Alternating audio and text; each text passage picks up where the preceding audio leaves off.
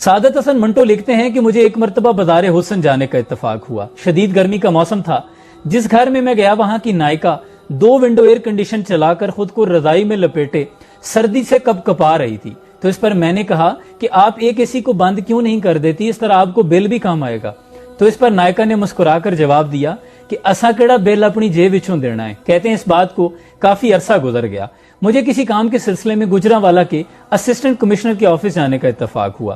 شدید گرمی کے موسم میں صاحب بہادر پینٹ کوٹ اور ٹائی لگائے اپنے کمرے میں بیٹھے تھے اور 2 ونڈو ایئر کنڈیشن فل آب و تاب کے ساتھ چل رہے تھے اور جناب کو سردی بھی محسوس ہو رہی تھی۔ تو اس پر میں نے کہا کہ جناب آپ ایک اے سی کو بند کیوں نہیں کر دیتے، اس طرح آپ کو بل بھی کم آئے گا۔ تو اس پر صاحب بہادر نے جواب دیا کہ اساں کیڑا بل اپنی جیب وچوں دینا ہے۔ کہتے ہیں کہ فوراً میرا خیال اسی بازار حسن کی نائکا کی طرف چلا گیا، کیونکہ دونوں کے مکالمے اور دونوں کی سوچ ایک ہی جیسی ہے۔ تب مجھے سارا معاملہ سمجھ میں آ گیا کہ میرے ملک کے تمام ادارے ایسی ہی نائکا سوچ رکھنے والے افراد کے ہاتھوں میں ہیں، جبکہ اس کے برعکس قائد اعظم محمد علی جناح کا معمول یہ تھا کہ جب بھی آپ اپنے کمرے سے باہر نکلتے تو بجلی کے تمام سوئچ آف کر دیا کرتے۔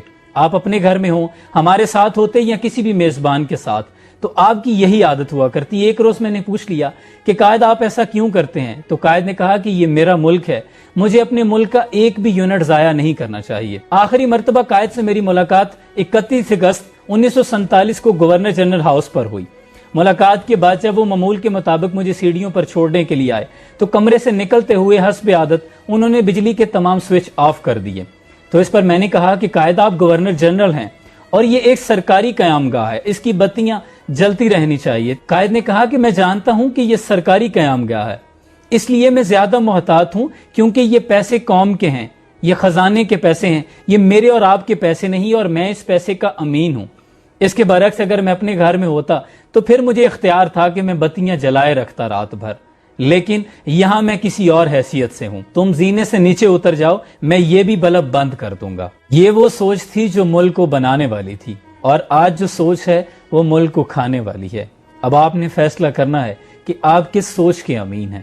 اللہ آسانی حاصل اور تقسیم کرنے کا شرف عطا فرمائے، آمین۔